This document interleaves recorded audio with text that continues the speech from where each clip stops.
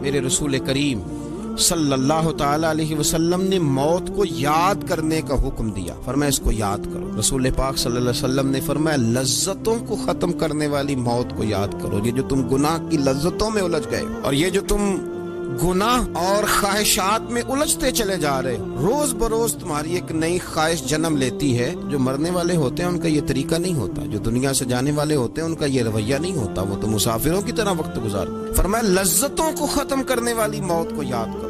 صحابی نے عرض کی، یا رسول اللہ صلی اللہ علیہ وسلم میرا دل بڑا سخت ہو گیا، رکت نہیں رہی، درد نہیں رہا، افسوس نہیں رہا، حضور کو علاج تجویز کر دیں۔ اللہ کے حبیب صلی اللہ علیہ وسلم فرمانے لگے موت کو کثرت سے یاد کیا کر، موت کو یاد کیا کر۔ او پئیاں دس دیاں قبراں جنہاں تے پھل پے، ادھروں کوئی نہیں جی آمدہ تے ادھروں لکھاں گئے۔ امام غزالی حدیث لائے ہیں، سید عالم صلی اللہ علیہ وسلم فرمانے لگے عائشہ جو بندہ دن میں 20 مرتبہ اپنی موت کو یاد کرے اللہ اسے قیامت کے دن شہیدوں کے ساتھ کھڑا فرمائے گا، اللہ اسے وہ درجہ عطا فرمائے گا۔ اب موت کو یاد کرنے کا کیا مطلب ہے؟ موت موت موت یہ تسبیح پڑھ لے، یعنی 20 مرتبہ دن میں یہ گمان کرے کہ مجھے مر جانا ہے، اللہ کی بارگاہ میں جانا۔ پھر کیا ہوگا؟ پھر 20 مرتبہ اس کی فکر تطہیر کا روپ دھارے، 20 مرتبہ اس کی سوچیں پاکیزگی کی طرف جائیں گی، 20 مرتبہ دن میں دنیا کی لذت چھوڑنے کا خیال آئے گا، 20 مرتبہ دن میں وہ خیال کرے گا یہ گناہ بھی چھوڑ دوں، یہ غلطی بھی چھوڑ دوں، یہ ظلم بھی چھوڑ دوں۔